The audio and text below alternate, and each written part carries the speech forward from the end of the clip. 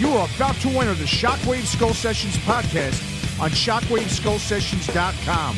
And now your host, Bob Nalbandian. Yes, sir. How you doing, Matt? Doing good, Chris. How you doing, Neeley? I'm well. Thank you for asking. See, we got the pro studio set up here, man, just like the CMS. Why is it that everybody wants to be like the CMS? Dude, we just want to ride your coattails. You know why? Because asses. Come on. And also because you guys are rich and you guys date chicks half your age. So I've heard. That's what we hear.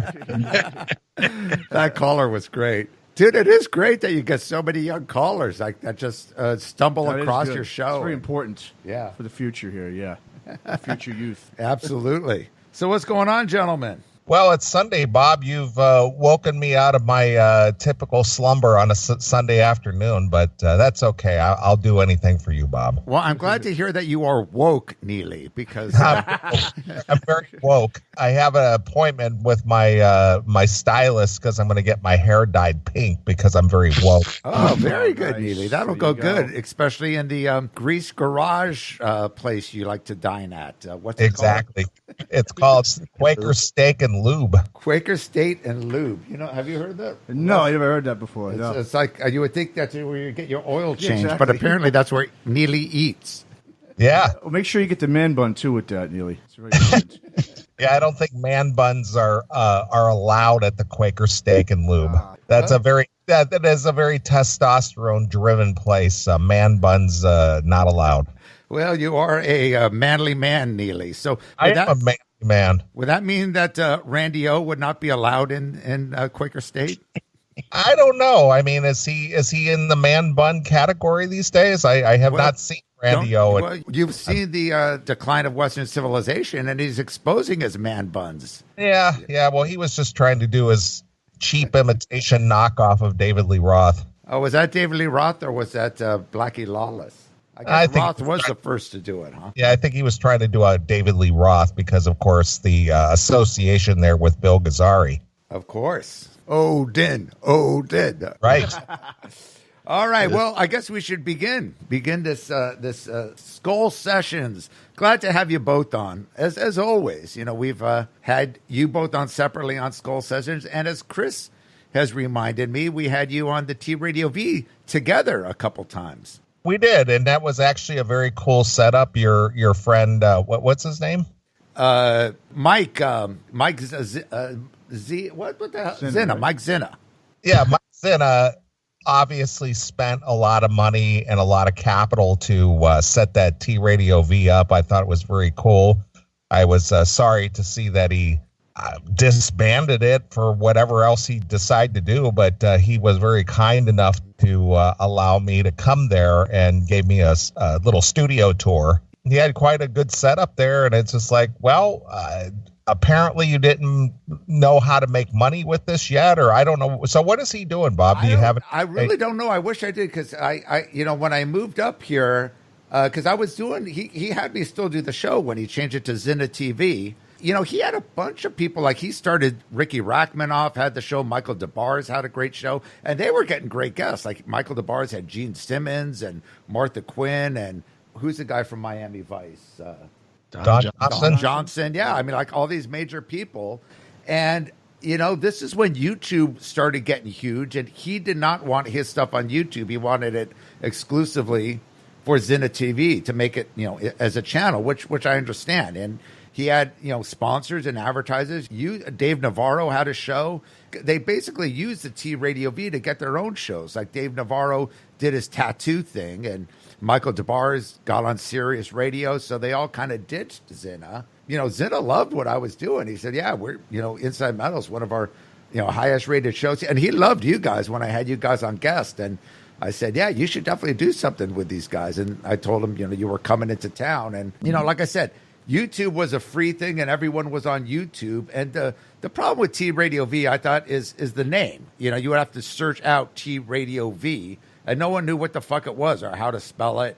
But it was only through that channel, that source. And as you know, most video channels like the CMS and other stuff, you could watch through, you know, YouTube and Vimeo, and there's all these different sources. But he made it where it was exclusively through T Radio V. And I think he just couldn't get it going. That's my guess. I don't know because I haven't spoken to him, but I would love to continue to do stuff with him if he had the studio going. Yeah, well, the guy, I did tour his studio. I did look at his equipment. Obviously, I am an equipment guy, and I do know what the cost of a lot of this stuff is. I mean, this mic that I'm on, this Electro Voice mic alone is like $400. Well, so are the mics we have here, bitch cock. Yeah, so just one mic alone in his studio, which he had dozens of them. They're like $400 a piece, and then he had processors and computers and all kinds of. So he had literally $500,000 at the least tied up. And not to mention, he had a studio right on Santa Monica Boulevard, a huge studio with office, and it was right next door to Dr. Phil. So wow. I mean, that rent alone must have been a fortune. But like I said, he did have some. When T Radio B started, it had a huge push. I remember, and backing, and everyone saying, "Oh, this is going to be big." And I was going to be on their metal show as a guest, and then I met with Mike, and Mike's like, "Hey, dude, the metal guy left. You want to do a metal show?" And I'm like, "Fuck yeah!" So that just kind of came like that. He introduced me, but yeah, totally good dude, man. I wish he still had it going. He when I had you guys as guests, that was the first time he actually did a Skype with two different people, and it came out great. And he kept going, "Dude, who are those guys? Those guys are great. They just don't give a shit. I love that."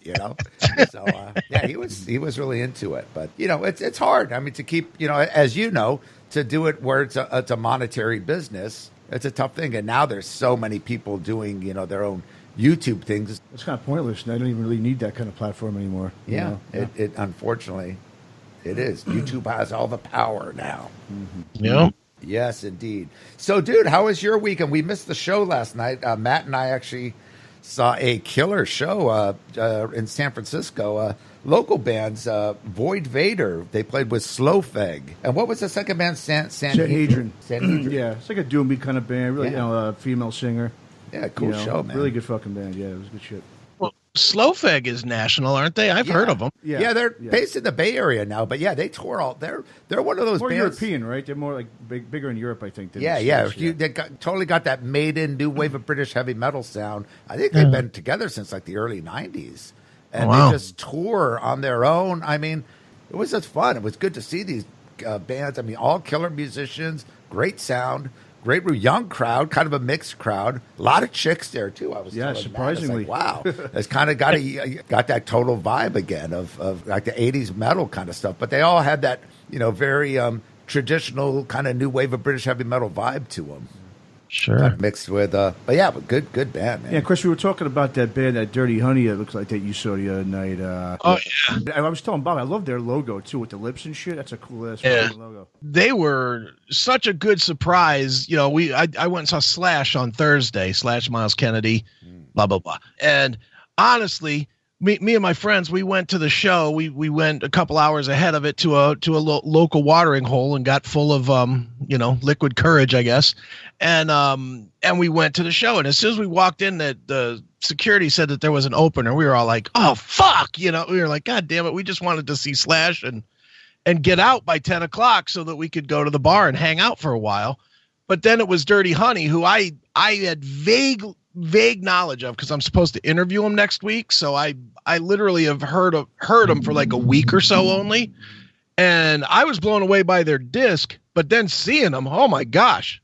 I'm not sure, we were joking about it last night on the show that I actually heard about Dirty Honey. It's one of the few times we'll let Eddie Trunk have his moment of I'm the one that discovered, because that's where we actually heard from him first. Was he actually talked about him on one of his Shriller segments that we were goofing on. He talked about Dirty Honey, and now here they are. So, he is the one that broke Dirty Honey, at least to me. CMS riding the coattails of Eddie Trunk.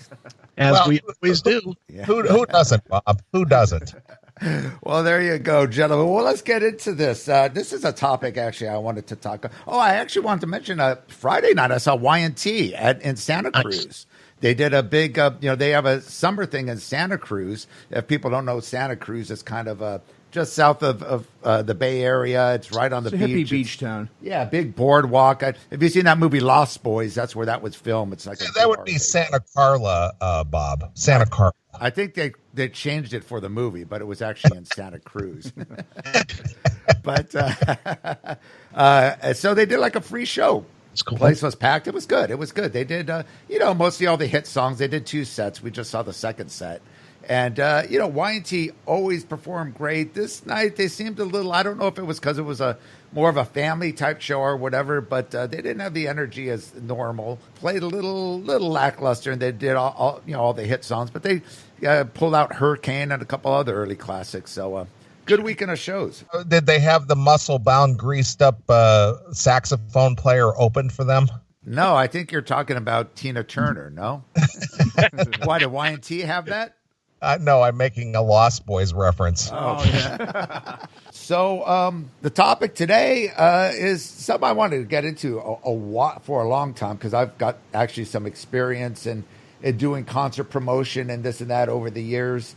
And something that's always been very controversial, and especially now with this whole Live Nation thing coming into light, which I knew about many, many years ago, what Live Nation had been doing with their artists. But now, for some reason, because there was some recording that came about between some business people of Metallica and Live Nation, there's this huge controversy going into the courts and everything about Live Nation selling tickets to secondary markets, which they've been doing all along. Sure. Not just with Metallica, with all their bands, but of course Metallica's the scapegoat in this situation. And I heard you guys talk about it, and a lot of people are ragging on Metallica.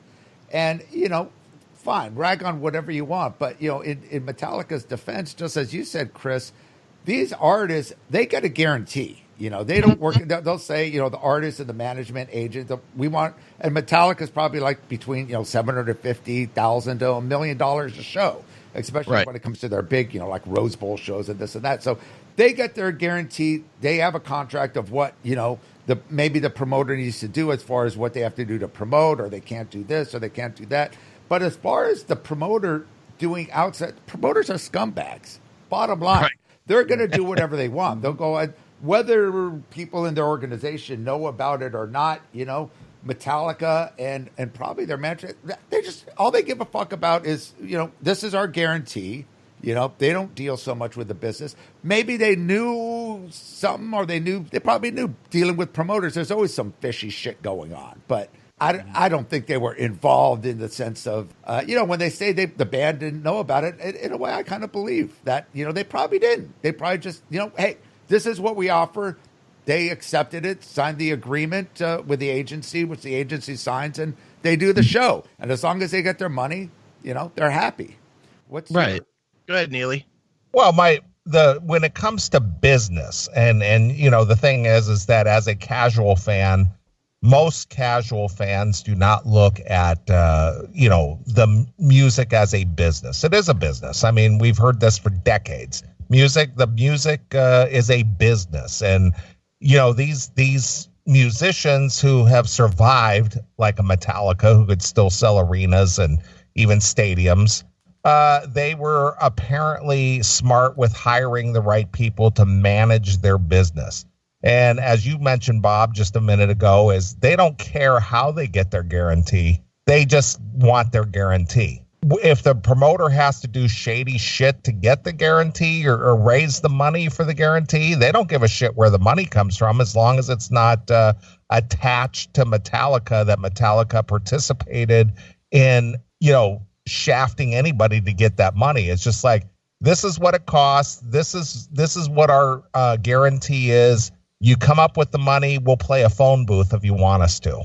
And that's really what it boils down to. And the fact that Live Nation is willing to cooperate or, work with promoters to raise that money, they don't care. It all boils down to the bottom line. And whether it's legal, illegal, or whatnot, all this reminds me of is this goes way back into the 50s with Alan Freed and the whole payola scandal. Sure. You pay me, we'll play your music.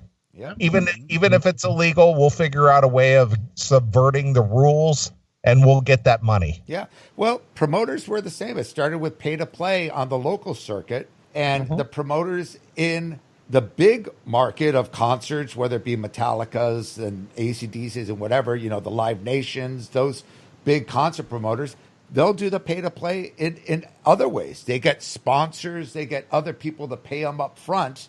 So they have their guaranteed paid for in advance. So that's something that a lot of people. I know, Matt, you were involved. You played in a local band, and you had to do the pay to plays at the Whiskey and shit. You know how that. Yeah, well, with the record label, we had that with the Whiskey, or just any local club.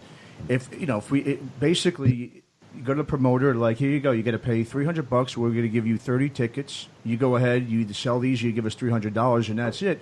And if you don't want to do that, you're going to have to play the little shitholes in East LA and up in the valley and stuff. And and just going back to the Metallica thing too, I think, like you said, there's such an easy scapegoat, and I think a lot of it has to do still to go back to the Napster shit, with Lars and stuff. I mean, they're always going to be that scapegoat. Yep. That they're these greedy guys. And I was telling Bob too, it's like, well, how come they not make an example? Like they make it sound like it's Metallica. What about like Jay-Z and fucking Madonna? I mean, every like you said, all these artists. Any artist that goes through Live Nation, it's the same deal. It's the same shit. Yeah. And Metallica's always been good. I mean, they're this thing that they're so greedy, they're not good with their fans. They've always been so fan friendly. I mean, whether it's here or around the whole country, they'll play these little hidden shows under different band names and these little clubs. They play in record stores up here on Record Store Day. They're so fan friendly. So this whole nonsense about it's always Metallica. You said there's such a scapegoat. Yeah, it's just it's bullshit. And they even said there's at least 10 other bands. Well, there's at least 100 other bands that. I mean, Metallica just happens to be one of the biggest and touring at the time. Here's where it really comes down to. Everybody that is a music fan, of all the people, everybody you guys know, everybody that there is, every Metallica fan, I would say in this country alone, there's 5 million Metallica fans, probably realistically. Sure. If there's 5 million Metallica fans, and there's probably 50 million Metallica t-shirts and posters and bumper stickers and whatever around this country. There's 0 Live Nation posters and t-shirts or whatever around the country. So Metallica, of course, gets the blame, for this thing. But the reality is if you had your eyes open the last 20 years, I'll point to a specific situation that showcases what a bunch of scumbag fuckwads Live Nation is. Their handling fee, right? Well, that's bad. We could go to that after, yeah. That just makes me want to choke a motherfucker. But just think back. Remember in 2004, 5, 6, it was somewhere in that range when Pearl Jam said, "You know what? Live Nation is." Well, that was Ticketmaster back then, but Live Nation, same company. Well, Live Nation bought them out. I think Live Nation, same people though, basically. Sure. And what ended up happening?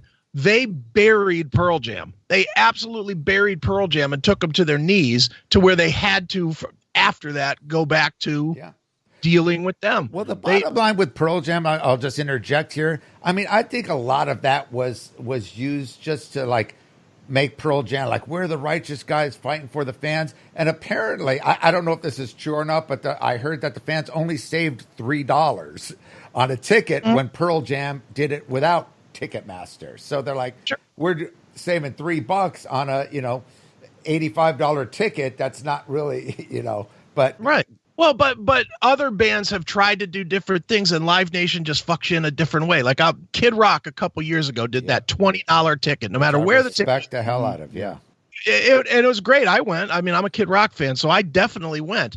And as soon as you got there, what did they do? They jacked the prices of everything else up in the venue. Beers were $16.50 a piece, and a hot dog was $10. But that's normal of any concert, isn't it? But it wasn't then. I mean, it wasn't that. It was higher. $16 for a beer was a little high, and it was Live Nation recouping. Sure. Because and I'm sure the other way they recoup too is they probably paid Kid Rock less of a guarantee. I would was guarantee. that through Live Nation? Yeah. Okay.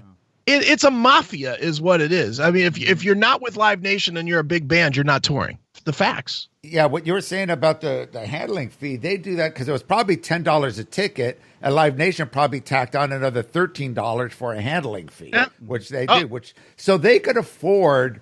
My point is, they could afford to pay the bands more than other promoters because they will pay them 100% of the ticket value or whatever. If it's a $85 ticket, they could pay the band $85 per ticket. They'll tack on. I think you said the handling fee went up to $17, Chris. It just depends on the show. I bought tickets to what did I buy? I bought tickets to something recently, and it was 4 tickets, and it was $600 regular. But then with the fees and everything, it was $780. Sure. For $180 for 4 tickets. What fucking handling did they do? Absolutely. They didn't do any. There is no handling, and that's how they could monopolize. Because any band's going to go with whoever could do a good job, could sell the place out, and pay them the most money, and that's how Live Nation could do it. And I remember going to see Saxon at the House of Blues, and I was on the guest list. I know their manager well. I think Chip was doing publicity, and he got me on +1, which I said, oh, great, that's awesome. So I went down there with Toby, and we get there, and it's House of Blues. The place is sold out with Saxon and Armored Saint, I think. And I go there, and they said, oh, we only have 1 ticket for you. And I found out later, Chip had texted me. He said, dude, I just found this out. Live Nation cut the guest list, cut all the +1s so they could sell it because it was sold out. And not that I would be pissed about paying a ticket. I would have bought the tickets anyway. But the fact that now I think this show is sold out.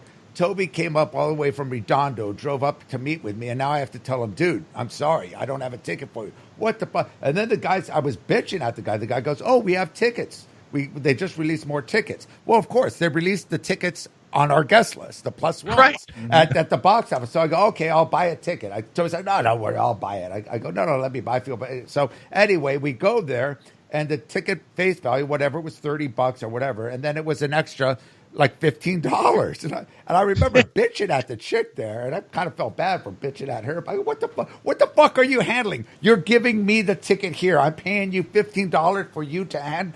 She's like, hey, take it up with Live Nation. This isn't me, and it's like, that is the bullshit.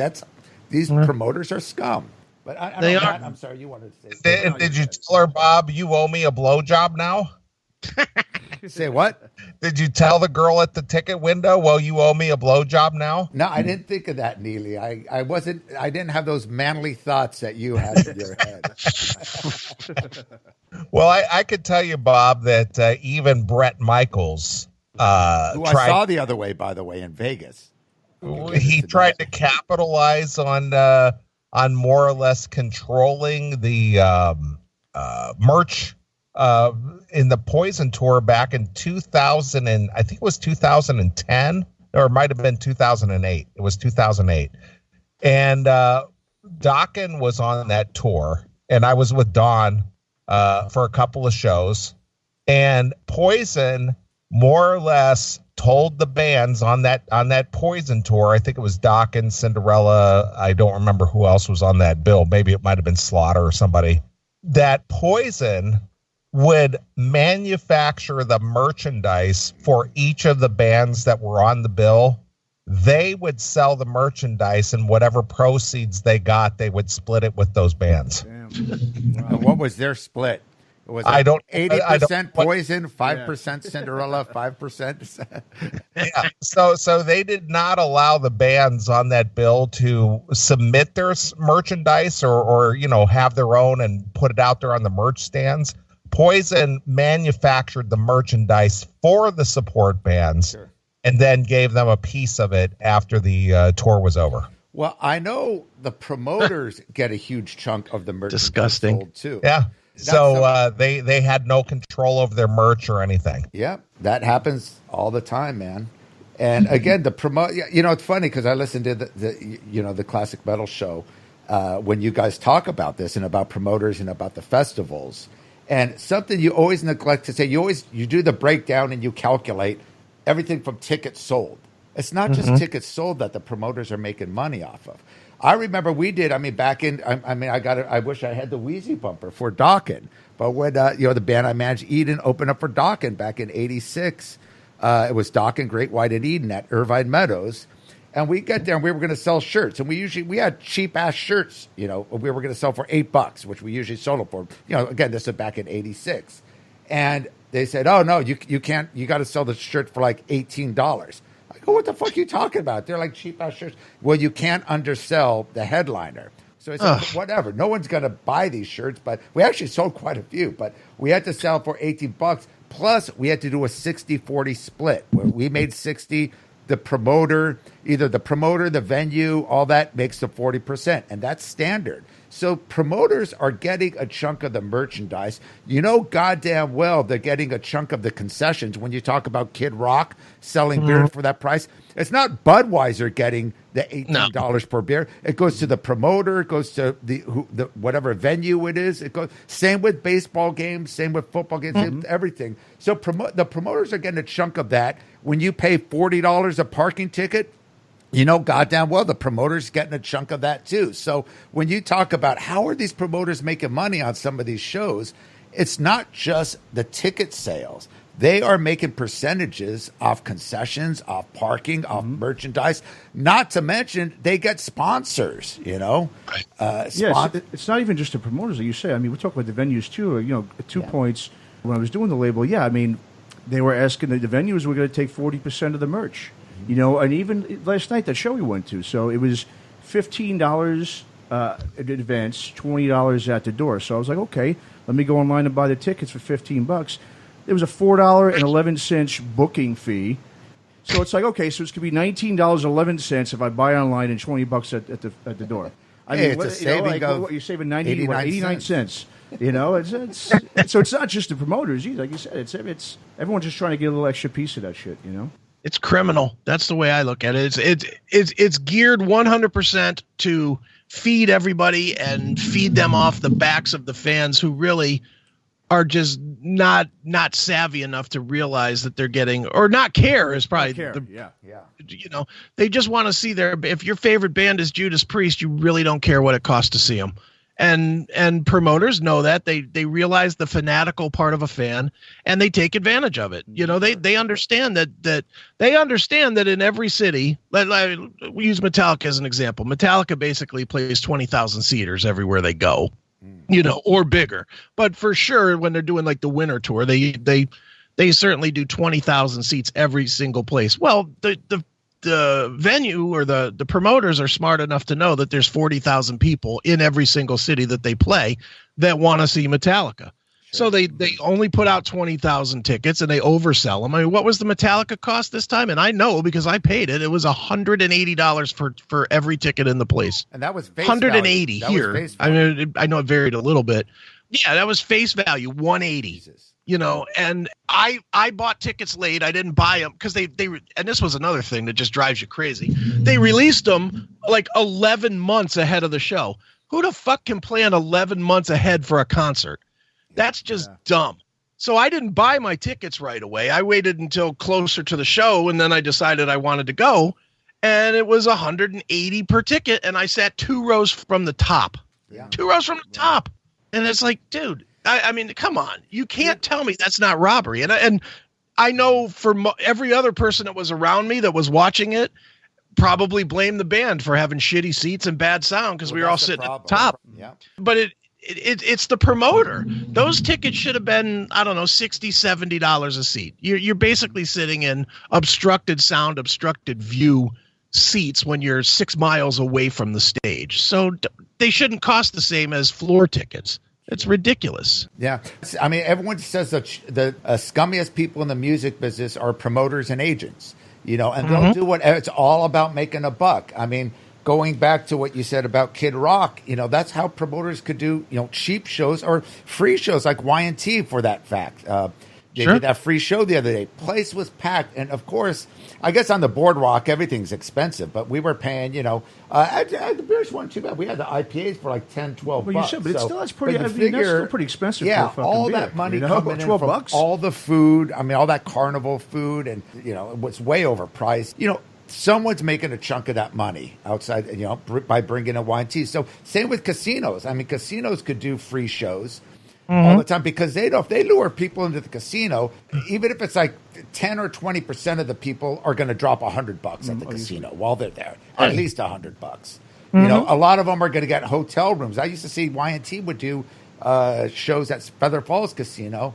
We were going to get a hotel room there when I was living in Chico, and they said, "Oh, hotel's sold out." Yeah, when Y&T plays, all the people from the Bay Area come up. It's like a vacation, so they get hotel expense. You know, everyone eats there, everyone gambles there, everyone drinks there. So the casinos still make out a killing. So they can afford to pay a band like that 20, 30 grand or whatever on a free show. So I'm sure that's Ozfest did that, didn't they? Didn't Sharon Osbourne once do like a free Ozfest and she bitched about it? Because she had to pay, System down 300 grand. Well, that's their guarantee. Well, they should have realized it was a free show. They should have just dropped the price down. I was like, you bitch, you made a fucking fort. Because what she did, she raised the prices of everything there. You had to pay for everything. You know, each person's still paying over $100. Dude, it's gotten to the point, the promoters have taken it to the point that fans like you know, we're all of us on the line here are in our 50s. Am I close around that? I'm 40. We got a youngster here. How old are you? Right. 43. So but okay, so Matt, you're even in that realm to remember this.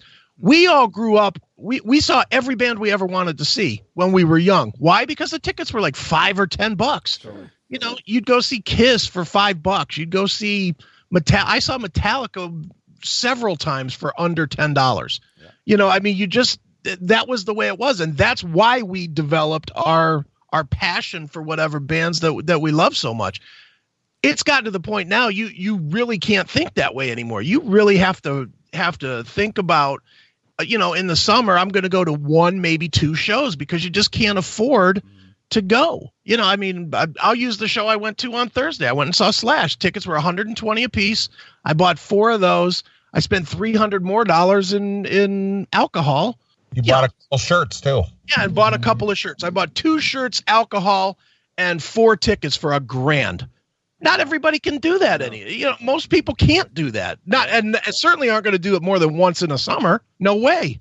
Well, yeah, it's too much money. And there's also, you've got, you know, a lot of the younger generation that haven't seen a Metallica or these bands, right? So, you know, they want to obviously go see them, want experiences. Yeah, people like us, we've seen a Metallica, you know, 1 million times.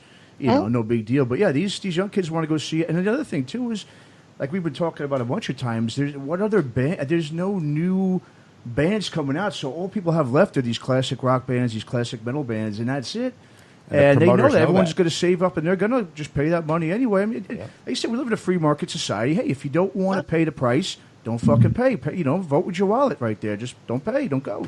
If you do, just stop bitching about it. My whole thing is, that's the price you got to pay. Like you said, Chris, you know, you knew what was going into the other night, what you were going to spend. You did it. You had a great time, and that was it. You were able to afford it. And like I said, if you can't, then just don't do it. Simple as that. Oh, no, dude, I agree. If you can afford it, then you do it. The point that I'm trying to make, though, is that it doesn't lend, especially to the younger crowd. Let's face it, the younger crowd, you know, I'm very fortunate that I have a couple of businesses that do really well, you know, and I can afford it. But the problem is there's no next generation, because when I was 22 years old, I couldn't afford $1,000 for a show. I would have never, at this point in 2019, when I was 22 years old, making, you know, $4.25 an hour, there's no chance I would have seen any of these shows. I'd have been Mr. YouTube. I'd have watched everything on YouTube, and what the end result is, the business itself declines because these bands can't develop a following. The new bands, you know, whether you like the new sound or you hate the new sound, there is a new sound that's out there, and people can't afford to see them, because even if you go see, I don't know, Killswitch Engage in a club somewhere, that's going to be $60, $70. You know, and then drinks and whatever on top of that, and parking and whatever. You're still at $150 to see like a Killswitch Engage or a Slipknot, or, you know, or Asking Alexandria or whoever it would be. You know, it's gotten to the point now that there's no way to build the next generation audience. It's the reason Metallica can still do it is because they're an old band with fans that have had their careers that have gotten them, you know, to where they're making a decent living at this point, hopefully. No, exactly. I mean, even the show we saw last night, Bob, that was, you know, 3 just kind of local bands, nothing crazy, you know, good bands, but local. $20 a ticket, right? $8, a drink. You give a tip. You buy a shirt. Next thing you know, I spent almost just $100 even At least for like the 2 bands hours. were selling their shirt for like $15. It was a good price for a shirt. Well, yeah, those bands, and they're, I guess it really comes down to that. The bands themselves, unfortunately, they have to take the hit, sell their merch, a little bit cheaper, just in order to kind of, to build that's up. where a lot of them make their money, fan base off the merch. Yeah. Mm-hmm. And some of the bands do try. I mean, some even the established guys do try. I'll point to a guy that I know you know very well, Bob. Marty Friedman on this last tour that he just did. Sure. I think his tickets here were, $25 a ticket, which is, that's very reasonable to see Marty Friedman. But unlike everybody else that just rapes people with these VIP things, Marty did his VIP. It was $75, but you actually got to go and hang with him on the bus. Yeah. If you paid the thing, you hung out with them and you could sit around and just talk music or whatever with them. He loves doing that. He loves interacting with his fans and talking metal. He didn't just do the sitting at a table, shake my hand, take my picture, get the fuck out thing. He literally brought everybody in. I had some friends that went and did it, and they sat with them. They had a couple of drinks with, I don't know what they were drinking, but they were drinking something with them and talking music with them. And that's cool that a guy or some of the guys do that, but unfortunately that's not the way it normally is, man. It's I have to think the bigger bands, when there's these VIP things, or I don't know, maybe you can shed light on this. Does Live Nation get a piece of that, or is that solely for the bands? A lot of times I think they put an end to that, and Brandvold would have been good to get on this because he's the one that kind of started that VIP thing with Kiss. Is what he was saying. And of course, everyone knows how much Kiss charges. But I believe before that, promoters were setting this up. And I don't know how their split was with the bands, but that's another scumbag thing that the promoters used to set up the VIP packages. I know, Neeley, you have a opinion about this. I know you've talked about it many times on the CMS. As far as the meet and greets or what? Yeah, the meet and greets. Yeah, well, just in my experience or just witnessing, whatever it is that even the smallest of promoters, whether it's just an individual club owner or somebody who books, numerous clubs in a region, oftentimes they'll sell a meet and greet and not even inform the band that they're doing it. Yep. And then by the time the band gets to the venue, they go, oh, by the way, after the show, there's a meet and greet. And what's the band going to do? No, we're not going to do that because now they're over a barrel. And it's just like, I paid for this meet and greet and those dicks and Dockin wouldn't meet with us, So it's just like, well, what am I going to do now? So they just are more or less bullied into it, I guess, if you want to use the term bullying. Yep. But they're bullied into it to say, yeah, you got to meet with this 24 fans who paid this extra money to come back here and get a autograph and a picture. Yeah, and who knows if they're even getting paid to do it? The promoter might. Well, and I know for a fact that the bands, at least in Dawkins' case, because I hang out with them the most, but they don't see a dime of that meet and greet money. That reminds me of something that I saw, which I thought was fucking great. Because, this, of course, has been going back back to the 60s, back to the 50s, as you say. But I remember watching, which is, if anyone wants to see a killer live performance, man, Jethro Tull at the Isle of Wight. I mean, fucking kick-ass performance. But they did a documentary about the Isle of Wight. It was a situation like Woodstock. Isle of Wight was obviously in England. It was like the equivalent to Woodstock in England. It was 1970, Jimi Hendrix, all the big bands played, and Jethro Tull was one of the headliners. And Chris Ellis, from Chrysalis, before they formed Chrysalis, they started managing Jethro Tull. And they were out there, and the promoters there, and same thing with Woodstock, how everyone started charging in and got in for free. And they said the promoters lost their ass because everyone was coming in for free. And so same thing was happening at Isle of Wight. And the promoter gets up to the microphone before Jethro Tull plays, and they actually have this filmed. And it was fucking great. The promoter's like, all you guys that didn't pay for a ticket, we know who you are.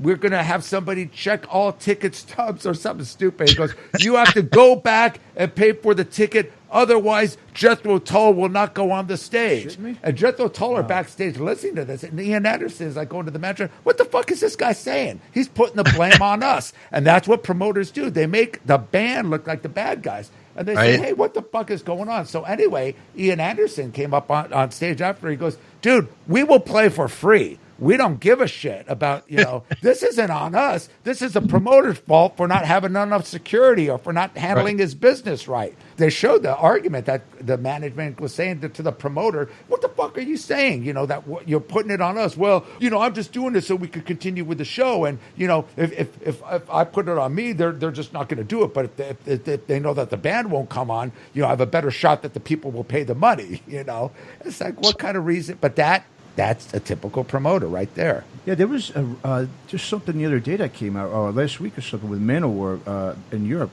Oh, right? yeah, they refused to play. Right, they refused. I think it was the Hellfest or something out there. Yeah. In France. And I'm interested to see what that's all about. I guess, they're filed a lawsuit and all that stuff. I don't think there's many details about it. Well, Manowar are pricks when it comes to that. They're like, they noticed that, but Joey DeMeo was basically saying like he knows that we've got this reputation of that, and I guess he was making a whole like they're not like. I mean, I know they have a reputation like of that they won't play the little small spots. They said the stage was too small, but they're showing the stage it was huge. I mean.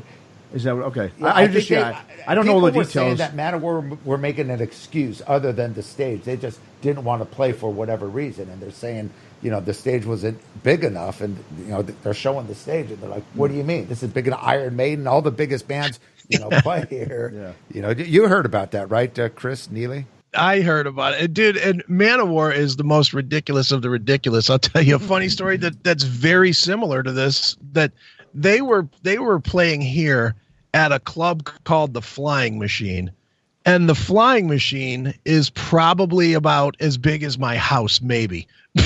I mean, it's not a big room at all. It's a I don't know, capacity maybe 500 people at the most, at the very most. And Manowar still, even playing this little tiny room, still made it that they had to lay ramps that went outside the club into the stage so they could ride a motorcycle up onto the stage, and they still had to have fire on the stage and all kinds. And this is before the Great White Fire, but I mean, they came into town and just demanded that they treat this, this podunk bar like it was, a stadium. Yep. And they did. They laid ramps in through one door and out the other side of the club so that they could ride the motorcycle in and off the stage. It was the most stupid thing ever, to play for. And here, Manowar doesn't always do really well here. So I know they didn't sell out the room, and it was probably like 200 people in the club. Yeah, I think I was at that tour. I think here they played with Immortal or one of those bands, and they played at the Palace. Which was about, about 1,200 seater in Hollywood, and it wasn't even half full. Right. And it was so fucking loud, I remember. And because, in Europe, they are huge. That's why they don't play here. And that's why Blackie and Wasp doesn't play here anymore, because they don't, they expect, when they come out here, the same demands as they get in Europe. And people just laugh at them, but some of the I know tickets for the last time they played the U.S. A few years ago or several years ago, I think tickets were like a few $100s, and everyone was complaining, but they paid it because the hardcore Manowar fans, they know that was the only time they could see them here in the States. Well, that's even like this time. They build the tour as the final battle, and they got everybody to pay ridiculous amounts of money for the tickets, and then Joey's out there saying, "Well, we're not done. We're still going to be touring."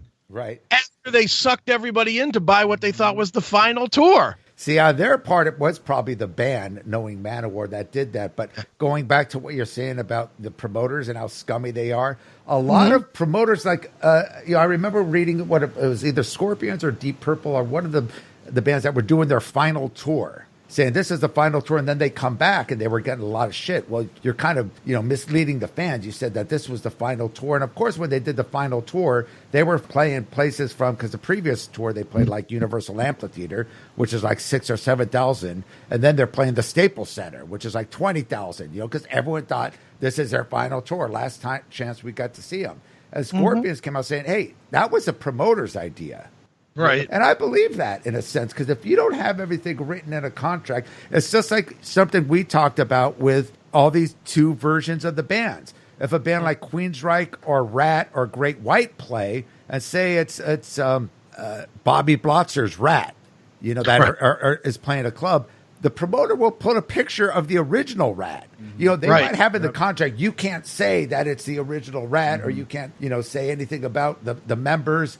But they don't say anything about photos. So the promoters are like, fuck it, I'll put a photo of the original band. So people are thinking, wow, it's a photo of the original band. So if they get caught, they're just like, oh, wait, we didn't know. We just Googled it and took a picture offline. Absolutely. They just lie. Yep. They fucking lie, they fucking period. know. Well, nobody wants to lose their ass, Bob. Yep. But, I could tell a personal story from back in the late 80s when there were two Fog Hats touring around. There were Dave Peveretti's Peveret's Fog Hat, Lonesome Dave. Yeah, Lonesome Dave's Fog Hat, and then Roger Earl's Fog Hat. The club I was working in, we did concerts at the club, and our club held about 400 people. I think at the time, Lonesome Dave's Fog Hat was I think their asking price was like $4,000. And I think that our ticket prices were like $12 to see Lonesome Dave's Fog Hat. Well, the contracts were signed, the money was paid, the guarantees were paid, all the rider was fulfilled. Just before the doors open, this Dave Peveret says to the owner, well, I'm not going out unless you pony up another 1,000. So it was like, I have you over a barrel, you're minutes from door time here, so pony up the extra cash or else I'm not playing. And what happened? Well, the owner said, well, then don't play. I'll go out there and tell everybody that you aren't playing because you're trying to extort money from me. But then he still had to refund the tickets, right? Well, the thing is that Dave went on after that. Okay. So he the band is at fault, or maybe something happened, or maybe the agent didn't get the money that the band wanted. Well, that wasn't the dispute. He just basically said that, he wanted another 1,000, just flat out. I just want another $1,000. Yeah. If you put both of those Fog Hats together, they wouldn't draw 400 people. So. Yeah, this was back in the, mid to late 80s when Fog Hats still had some kind of following. All right. Whatever you say, dude. Fog Hat, come on, they had 2 hits. That's it. They did, but it was still, you're talking 30 years ago. We're not talking now. We're talking 30 years ago. Yeah, back then it's funny because a lot of the bands in the 90s, like I said, a lot of these classic rock bands, people just forgot about them. They didn't care about them. But now these bands, Fog Hat could go out with the drummer's the only original and probably get a $20,000 guarantee at playing some cruise ship or some festival or something, or some county fair. Yeah, county fair, exactly. Well, yeah, I mean, Neeley went to a show the other night or a week or two ago that was a cover band of Chicago, and they were $75 a ticket or something. Right. But they were good. I mean, I went back and listened to some of that footage, and it was like these guys are better than Chicago ever were. They are. They were absolutely better than what's touring as Chicago today. Yeah, they sound exactly like the record. Something I want to get into because I know you guys have talked about this a lot on the Classic Metal Show. Is the festivals and how some of these promoters that lose their ass on these festivals, sure, and certain things. I remember, was it the Rock and Lima you were talking about? That it was Loud and Lima. Loud and Lima, which people don't know. I guess I've never been there, but apparently it's just a shitbag little city in Ohio. Yeah, it's just a rundown little industrial city. I have a little bit of connection to Lima. I went to college in Lima, and I got married in Lima, and I lived there for a couple of years. And it's just a blighted little city. I mean, the only thing that really keeps Lima afloat is the reactivation of the General Dynamics tank plant. I just want to point something out right away, just so we don't get any shit. We're not calling the city a shithole. I was going to say, good thing you cleaned it up. What you did. Yeah, it's a cleaned up city. We're not saying anything bad about it. We don't want to get in any trouble. Doesn't Dude, you have okay. Well, most of your fans are in Lima, dude. So careful, you know. But the funny thing is, you were talking about, I guess, his promoters out doing it, and you're like, how is he doing it when he lost so much money? And again, what I pointed out, I remember you were talking about just the ticket sales. And another thing, when you put on a festival, especially maybe in a small town like Lima, you could get, because I knew a guy who does this a lot. And he talked to me about doing something, and he talked about government grants he gets for putting on like a street fair or a street scene or having rock bands play. You get the city behind it. You get grants and stuff. So I'm sure this promoter probably got a lot of grants, because a lot of these people, maybe they didn't know how big it would be, but for them to get bands like Rat and Dawkins in a small little town like Lima, it's probably a huge deal to them. You know, like it was a huge deal. But this guy, he ran the family business. They'd been in business for decades. And he was basically a fan. I mean, he was a fan that more or less paid for 3 days worth of his favorite bands of the 80s to come in and play for him. Yeah. Well, that's the problem. A lot of these fans, they might have money, but they have no business knowledge as being promoters. And they have good intentions. They like the bands. I'm going to bring in this big concert. And you know what started that with all the 80s bands really was Rocklahoma. And that was like 2007. And I remember when that came out, was it 2007? I think it was. So that was over 10 years ago. That was laughed at. A lot of people go, what? All these 80s bands? And the place it's sold out, or it was a huge crowd, you know, and everyone was. And that's what got the ball rolling.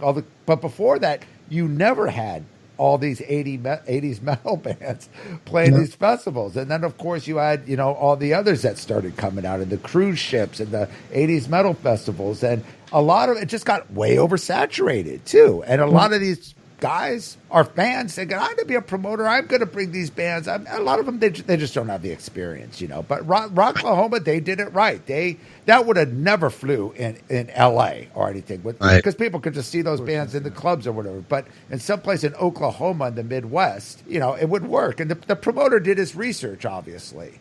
It was a huge success, and it launched that whole 80s metal festival scene. And the thing Rocklahoma did well, too, was they had just enough of the bands that were second tier, that had kind of underground fan bases, but just most people had not seen. Your bands like your Junkyards or Vane or you know, or London to some level, you know, just bands that most people did not get the chance to see. And he got those bands out every year. You know, he found a way to get them to come together and play Rocklahoma, so that even if it was, you know, whatever, Def Leppard or Poison or whatever that was headlining, that wasn't necessarily the draw. The draw was, man, this is gonna be the first time I could ever see Junkyard. I've been listening to that record since 1989. You know, and so that guy definitely did it right. You know, I think that's why M3 started fast, but has kind of faded away. Because it's, you know, that guy just kind of recycles the same bands every year. I think Rocklahoma does now, which a lot of people bitch and complain about. They'll add in the modern metal or the 90s and 2000 bands. They'll have, you know, a Chevelle and a Bush and Candlebox and whatever mixed in with the 80s guys, which is smart in a sense, because you're mixing the crowds now. You're getting, you know, Rob Zombie will headline, and then, you know, one night Dawkins will headline the other, whatever. So he is smart in that sense. Yes and no, because I mean, I've done rock on the Range a couple of years, 2-3 years.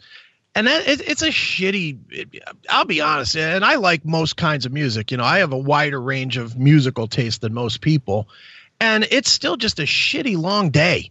When you mix in, when you go from, I don't know, from whatever band from the 80s, we'll say Dawkins. If you go from Dawkins to Bullet for My Valentine to Hailstorm to Slayer, that's a lot to try and force people to listen to that they're just not into. And you know, and it's hot, you know, it's 1,000,000 fucking degrees in these places, and there's nowhere to sit down, there's nowhere to get out of the sun. You just get all drunk and tired. Like I'll go the other way. I just this weekend watched pretty much all of the Wacken Festival because They did it on your Facebook. Yeah, they did just a brilliant job with the TV coverage or the internet coverage or whatever you call it these days of the event. But the way they did it was so perfect. I mean, the bands all made sense next to each other. And it was just a cool festival. And it was some different kinds of music that was all mixed in. But if you looked at their schedule, they had like 8 stages going on, and they kind of segregated the music around those stages so that it all sort of worked. So that no matter what you're really into, you could really see pretty much what you like for the whole day. And the result was even when bands were a little bit different than the bulk of what the Germans wanted to see, those people were loyal to it. They stayed in with the it. Europeans are complete. The festivals in Europe, they've been doing that for years. They do it right. It's completely. I mean, it's a way of life in Europe, especially Germany. Well, I think the Wacken too, right? People like camp out there for a few days. Yeah, it's a huge and that's the thing deal. too. Yeah, if you put on a 1-day festival from starting from say noon till 11 at night, yeah, I mean that's just ridiculous. If it's a 3-day festival where you can camp out, you know what time certain bands are going on, so you could see them. And, other than that, you could go then back to your tent or your little area hanging out and just chill, maybe talk to people. That's a whole different story than, like you said, Chris. If you have 1 day of just all these different bands from different genres, from different eras, and you're just trying to, fit squares into round holes. Yeah, it's too much. Yeah, I agree. I can't. Me and Bob were talking about the Aftershock Festival up here in Sacramento. I mean, they have some great bands there, but every time I look at that, it's like, well, okay, I want to see, say, 4 bands there. Yeah, and one's going on at like 10, and then the other one's going on at like 12. They're all separated by 2 hours. At our ages, if I was 22 years old and stuff, I think it's the same promoter that does Rock on the Range, the Weimer or whatever his name is. He does all the big festivals. And the thing is, and what you said about Rock on the Range is true, Chris, but for a fan that's into, say, you just want to see 4 bands on that bill, or say you're an 80s metal fan, you don't give a shit about the rest, the promoter don't give a shit about you. The promoter knows that, hey, he's going to get you. Then there might be a guy that's into like Shinedown and all the new modern bands that could give a shit about Dokken or whatever. He's just going to see the modern metal bands, and he's probably bitching about the same thing. But yeah, people are going to be bitching, but they're still going to pay a ticket, and that's what the promoter wants. So that's basically it. But what you say about Aftershock is interesting, because I was at I lived in Sacramento. I lived literally right down the street from there, and that was actually done great because it was in a park right on the river. And the other way where the promoters are making a shitload of money, whether it be like the Big Four or all these festivals, you have all these merch guys selling clothing and food, all these food courts, all these different shit. They're getting a shitload of money from each. I don't know how much rent they pay, maybe $5,000 for the weekend, who knows? But you multiply that by 20 or 30 vendors, or more than that, probably like 40, 50 vendors at these things. That's big money. That's something else that people don't realize is going into the promoter's pocket. And one thing about Aftershock, I remember seeing on the news in Sacramento, and Sacramento, considering it is the capital city of California, it's a pretty small town in the sense of, comparing it to LA or even San Francisco. But they said on the news that weekend of the Aftershock brought in more money and more commerce to businesses than pretty much any other weekend they had. And that includes, and this is like I said, a capital city. So that includes any like government or any kind of conventions. They have a huge convention center there. And that kind of blew my mind hearing that they said that every hotel in the city was booked up, and hotels were like charging double, triple the price. Restaurants were packed. All of downtown Sacramento was packed. So you think of the commerce, and that's what the city wants. They love these festivals. So this promoter is getting a huge kickback from the city. Huge grants, because that's boosting the whole city's economy. People don't realize that, that it's not just ticket sales that they're benefiting from. So promoters are making money left and right from this shit if they do it right. Neeley? Well, I agree. I agree with you, Bob. I mean, I really don't have a comment on that, but when you talk about these promoters that are trying to put together shows, especially guys who are greenhorns and don't have any idea about it. The number one thing that going back to what you're talking about, Rocklahoma, the one thing that they did right from the jump is that they actually went out and spent the money on promotion. Yep. And that's what lacks in a lot of these upstarts or these guys who want to put on a festival for the first time, because they think that social media, which is free, is going to just drive that fan base, and it doesn't. They still have to rely on old school style promotion, whether it's still terrestrial radio, because let's face it, some people still listen to that. Sure. Or getting some kind of promotion on satellite radio via, say, like an Eddie Trunk or something like that, if it's in that genre. And they don't do that. They won't spend that money, and then their festival is a failure, and then they lose their ass or get it canceled altogether. Yeah. And they go, and they whine. They go, how come I couldn't sell 30,000 tickets when I have 240,000 followers on my Facebook page?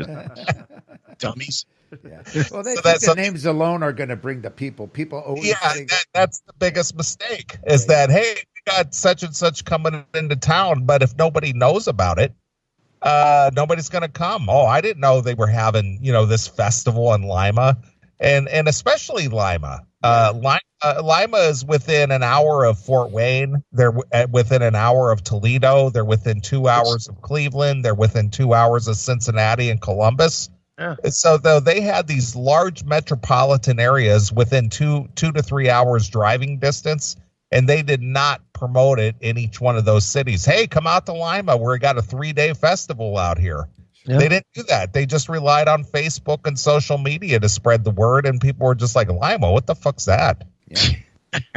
Well, I worked with a promoter, one of the biggest promoters in Korea. I think I've told you this. And they do something called the Pentaport Festival in August. In fact, it's coming up next week, I believe.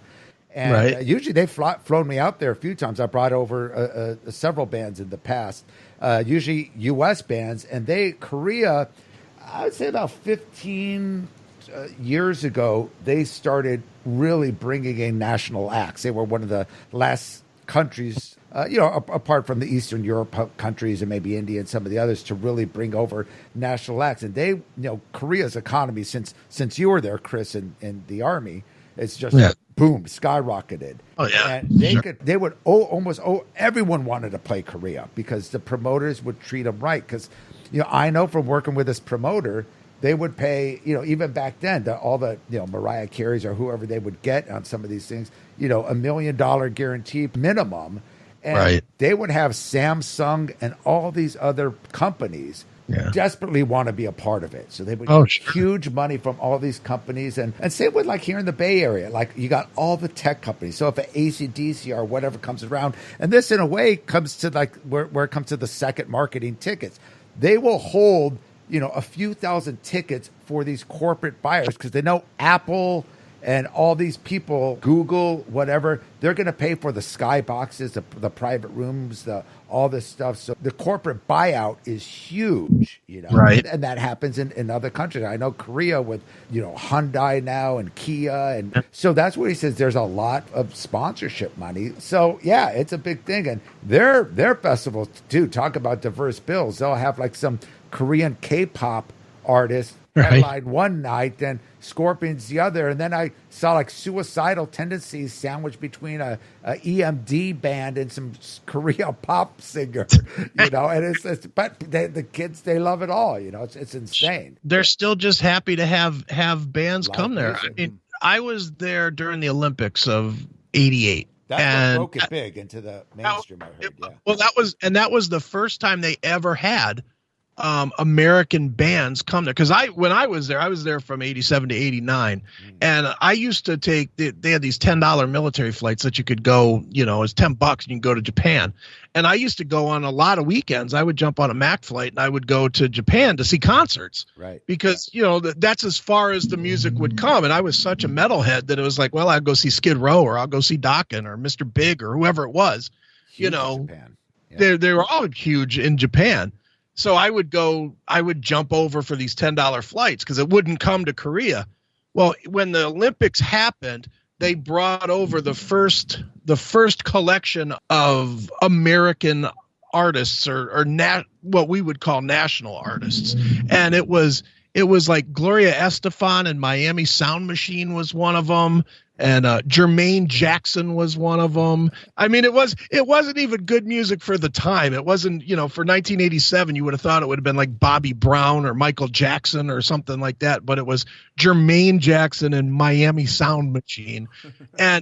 But I'm telling you, we were in the Olympic Stadium and it was completely sold out. Sure. Completely sold out to see Jermaine Jackson and Miami Sound Machine. Starving for entertainment. Live, Yeah. live American entertainment. and Exactly. British bands too. Oh yeah. So anyway, Chris and Neeley, in closing, anything you Yes. want to say, particularly about the Live Nation situation?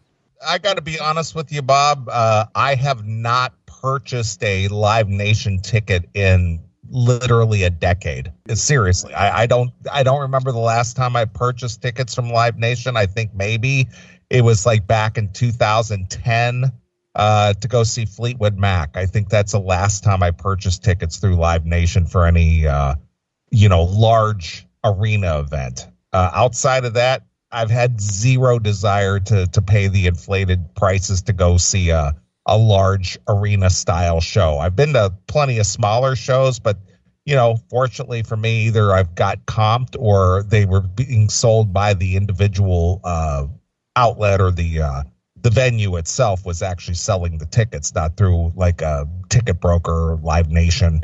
So I have no desire to support a Live Nation anymore. I don't. There's plenty of shows that come through the Chicago area. It is the third or fourth largest market in the country, but I won't go. Not anymore. I'm past that.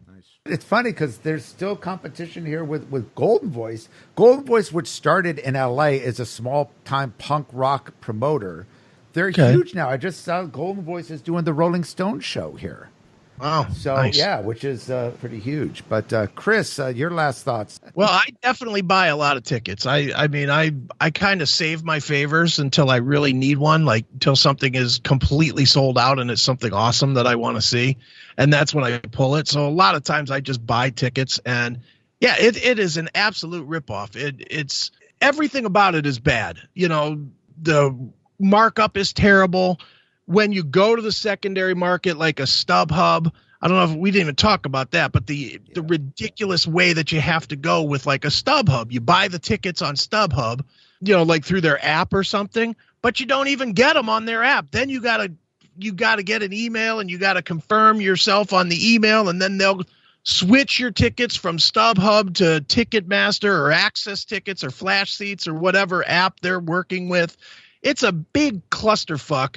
And it is an absolute, it's an abortion. Let's just call it what it is. It is an abortion to what this used to be about, which was just about, tickets are just supposed to be, the bridge between us seeing the music that we like. And now it's, by the way that these promoters absolutely fuck the fans, it's just become a way for them to keep out the bulk of the actual true fans. It's become this bougie thing that's only accessible to people that make a lot of money, and it really sucks because we all talk about the way that the music industry has died or is dying and rock is dead and all that other stuff. Well, it's further than just bad music, because there's a lot of great music that's out there and nobody hears it anymore for a lot of reasons. And one of the big reasons is companies like Live Nation just overinflating the cost and pricing the next generation or even the current generation out of learning these bands and seeing these bands. And it's just sad, man. I hate the way it's become. Matt? Yeah, I'll go back to, last night we went to that show. I spent about $80 for a ticket for three really damn good bands, very underground, obviously independent bands. We got to talk to the bands. I got a shirt. I got nice and drunk for $80. $80 total, not just the ticket. Yeah, exactly. And, like Neeley, I haven't bought a Live Nation ticket. I can't remember. I understand if there's a band you haven't seen before and you want to spend, a Metallica, you want to spend $100 plus, $50. Yeah, I would say go ahead and do that. You definitely got to see some of these, big bands that you haven't seen before they do retire. My philosophy is if I've seen them before, I'm good. I'm going to spend my money and my energy. A lot of these, these smaller shows at the smaller clubs and venues, I have such a better time than squeezing in 15 seats in one row, and when I have to take a piss or get a beer, I got to bother people to get out. I just, to me, I love the club stuff and the smaller clubs. And, for me, that's, like I said, if you don't want to pay those prices, vote with your wallet, don't buy them, go to those smaller shows. There really is a lot of good bands out there that are new. I know, you don't hear about them a lot. Obviously, they're not promoted much, but you go online. You it's all over social media. It's all over the internet. You can find these bands, and just take a chance with them.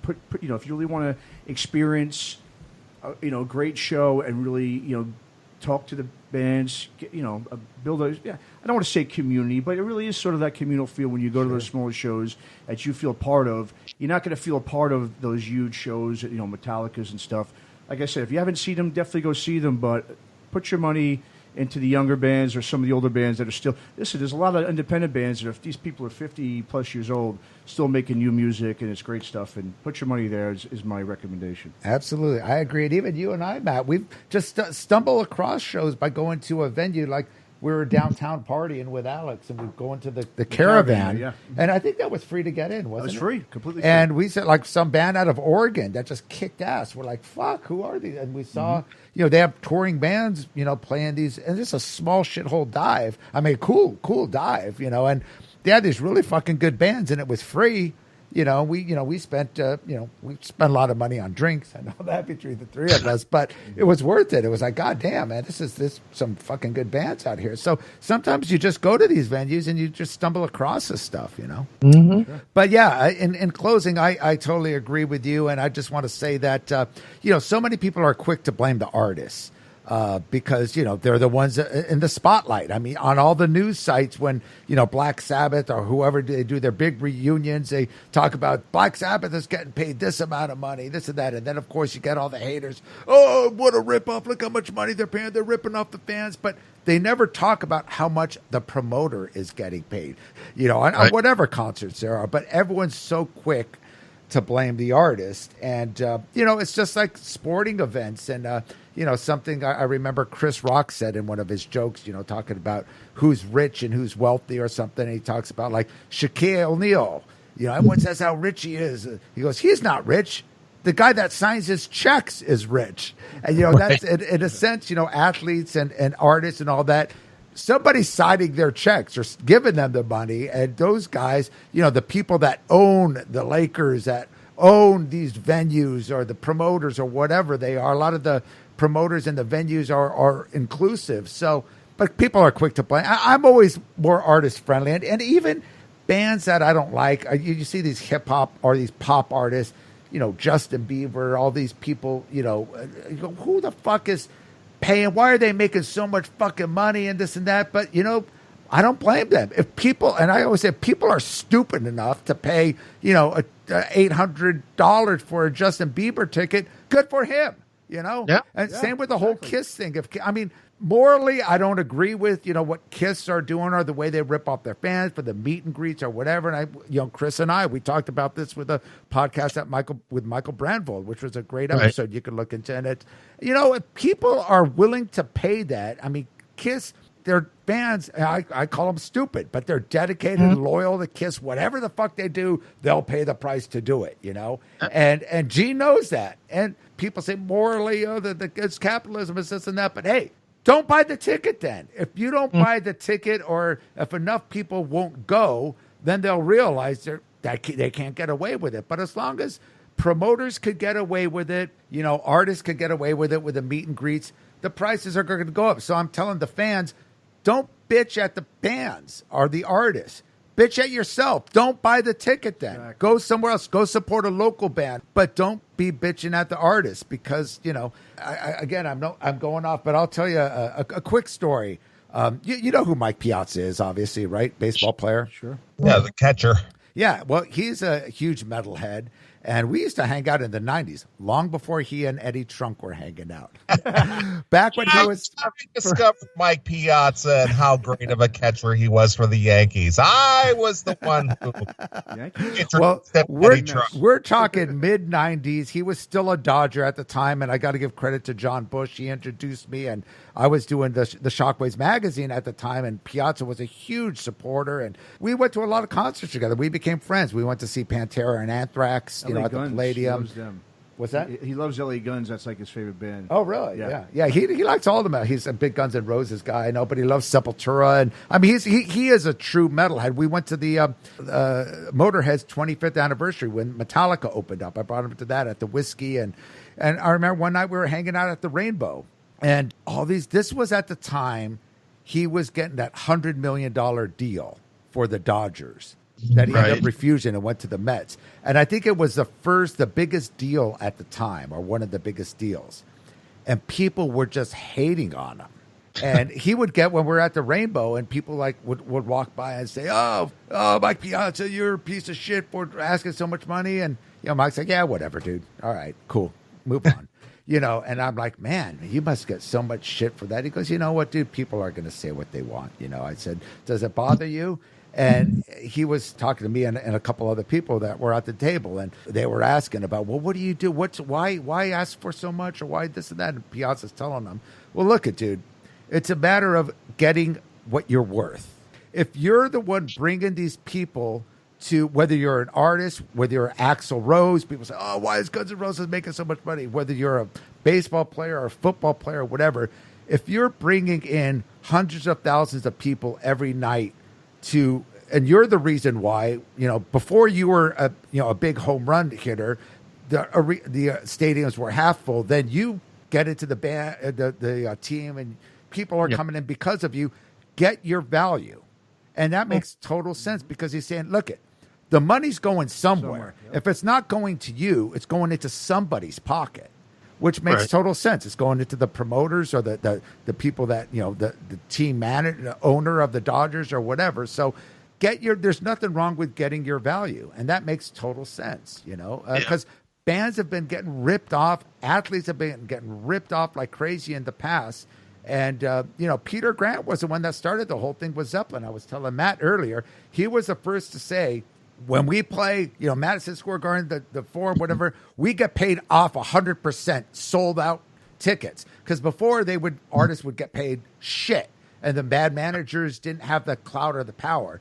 Here's a guy handling Zeppelin, and the promoters freak out, fuck that, man. What if we only sell half the ticket, or half the arena, or whatever? We're not going to pay you for 40,000 tickets when only like 20,000 are sold. And Peter Grant would say, if you can't fucking sell out a Led Zeppelin show, that's your fucking fault as a promoter. Zeppelin sells out everywhere. If you can't sell them out, you better do something to make it a sellout show, because it's on you. And for everybody that's bitching about so-and-so making too much money, which one of us would be offered a raise and go, no, that's a little too much for me? Exactly. None of us would ever do that. We'll take every penny, even if we know we don't work very hard at work. No, that's so true. So, before you guys start bitching at the bands, think about it. If you don't like the band, just don't. If it's too much money, just don't go see it. Yep. Absolutely. All right. Why don't you do your plugs again? I think everyone that listens to this podcast are well aware of the Classic Metal Show, because we just basically ride your coattails. So, but people that aren't, why don't you go ahead and talk about what you guys got going on with the CMS and your new video thing you got on subscription on Vimeo. Go ahead, Neeley. Oh, obviously, the Classic Metal Show in its 24th year. Chris and I have been doing this a long time. We're live every Saturday night from, if you're on the Pacific coast, from 6 to midnight, or on the Eastern coast, 9 to 3 a.m. on Saturdays. And it's cut up into podcasts. You can check it out on all of your favorite podcast download websites, be it YouTube, Spreaker, Google Music, et cetera.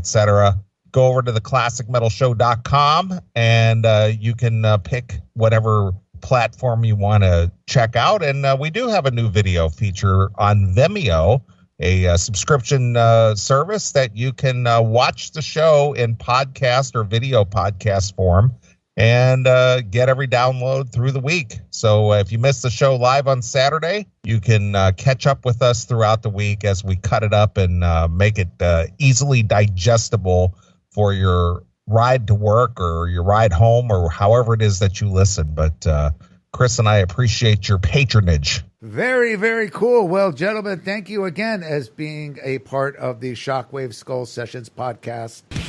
Thank you for listening to the Shockwave Skull Sessions podcast. Subscribe and listen to all episodes by going to our pages on iTunes, Spreaker, YouTube, Spotify, and more. You can listen to all other episodes and access up-to-date information and news on the Shockwave Skull Sessions podcast by going to our website at www.shockwaveskullsessions.com. Email all comments, questions, and suggestions to shockwaveskullsessions@gmail.com.